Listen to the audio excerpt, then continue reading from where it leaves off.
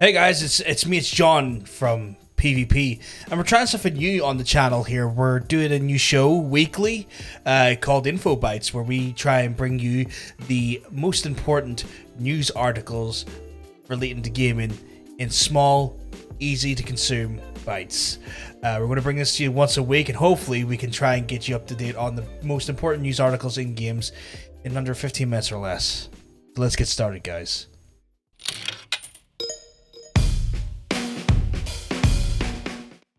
For our first article, guys, as part of InfoBytes, we're going to talk about how there's been a claim that it's going to take the average FIFA player 20,000 hours to construct their ultimate team.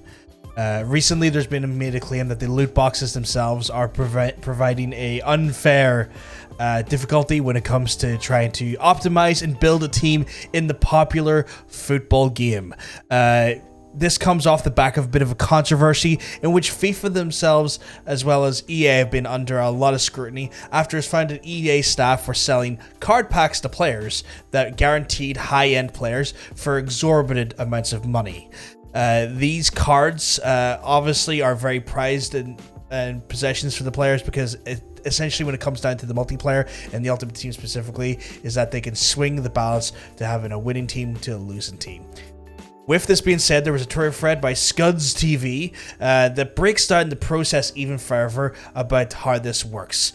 So according to this here Twitter thread, and you can read it yourself, it's all linked below the player, the actual amount of time is approximately around 20,000 hours of solid gameplay time to achieve the amount of coins to purchase these packs in order to build and optimize your team. Now, that's not 20,000 hours on average, that's 20,000 consistent hours of solid gameplay. About 2 years or so, maybe even 3 years, or well, 916 days if you want to look at it in a different metric. Now, if players don't want to necessarily put this amount of time into a game, especially one that gets an annual release and has a new player base refreshing every year, well, they can pony up a little bit of cash to try and give themselves a little bit of an edge. But to achieve this ultimate team, well, the average player is going to have to pony up just a small amount of £79,990. That's right, for the paltry sum of near 80 grand, you can have the ultimate team in FIFA. Now, this obviously brings into the question the validity and somewhat even say the predatory nature, apologies, of the microtransactions and the loot box system.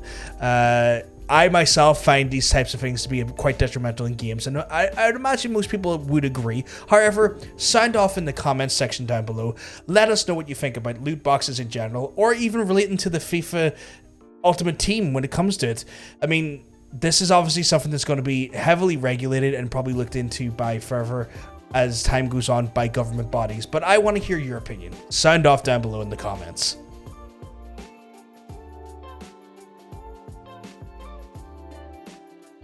And if you thought that the year 2020 and the year 2021 were going to be the year of the scalper for the PlayStation 5, Xbox Series X, or graphics cards, well, just wait a second. Nintendo has now entered the fray. It's been seen that the beloved collection of the Mario 3D games, the Super Mario 3D All-Stars, my apologies, I misnamed it there for a wee second, is being exploited by scalpers on the eBay platform. It's been seen that the actual publisher's game has been sold for upwards of $200 currently, and some players may be asking why this game is going for $200. Well, the game was released in the 18th of September in 2020, but Nintendo made the very interesting decision to release the game on a limited run. And they said by the 31st of March, you would no longer be able to purchase the game digitally, and its production of the actual physical cards would have stopped by this time, meaning that any sort of physical cards are going to become a limited edition player premium item. Now, if that being said, this now brings into the question, does this now become the prized possession of the Switch? Because limited run, maybe not everyone bought them, and anything that has been bought is probably being bought now and scalped by these scalpers.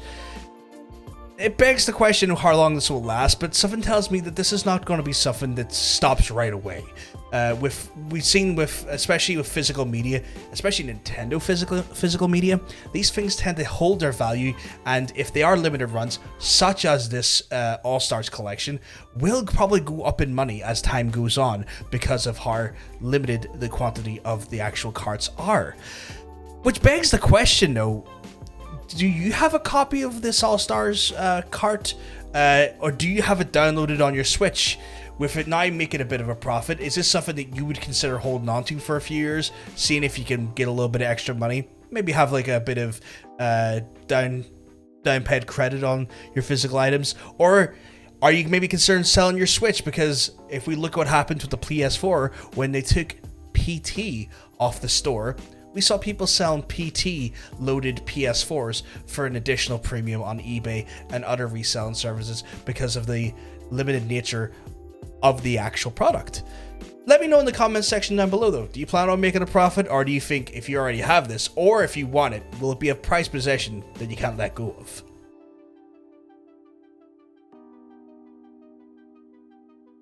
Would you believe it? Microsoft maybe actually considering buying Discord.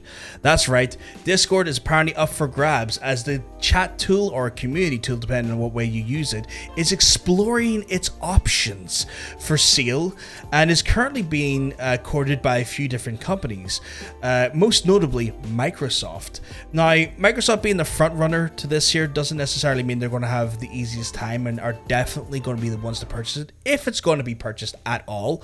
However, with the current trend of Microsoft, especially this generation, they're looking to blur the lines between the PC player and their console players. They've been doing this for their Game Pass, as well as cloud services for the likes of the browsers on your PC, as well as Android and iPhones as well. They could potentially look into roll the Discord service into their ecosystem to somewhat replace or even harmonize with their current party chat systems on the actual systems, thus bringing their PC players and their console players under one unique umbrella.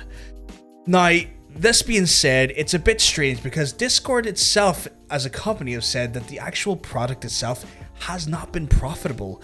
But this is also a claim that's been made while its active user base has went up to 140 million daily between the time of June last year and November last year. And in said time as well, the value of the company also doubled, being valued initially in June at 3.5 billion to 7 billion.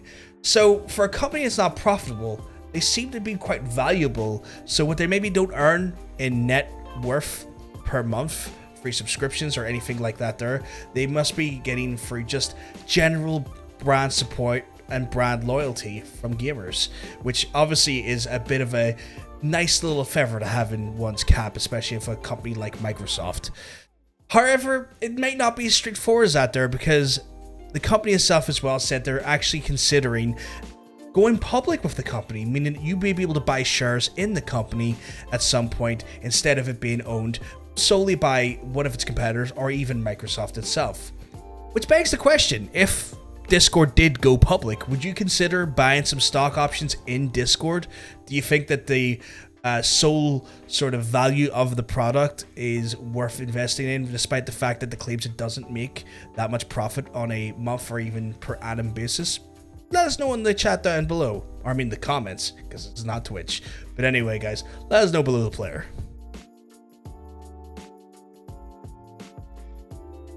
Well, guys, that's the info bites for this week. If you want to check out the sources from where we actually got the news from this week, you can check those links out down below in the info section. But if you had other stories that you thought that were worth talking about that we didn't cover this week, of course, drop us a comment down below to let us know what those were. We might even include them on next week's info bites. But on top of that there, guys, it's time for us to go. But before I go, I would ask you to hit the like button, smash the sub button if you're new here, because we have content coming out every week to just entertain your lovely eyeballs. On top of that there, if you want to check us out as we go live, myself and Cosmic Bacon, we go live on twitch.tv/itspvg for the player versus player talk show. But until the next time, guys, we're going to have to love yous and we're going to have to leave yous. But just stay classy. I'll speak to yous later. Peace.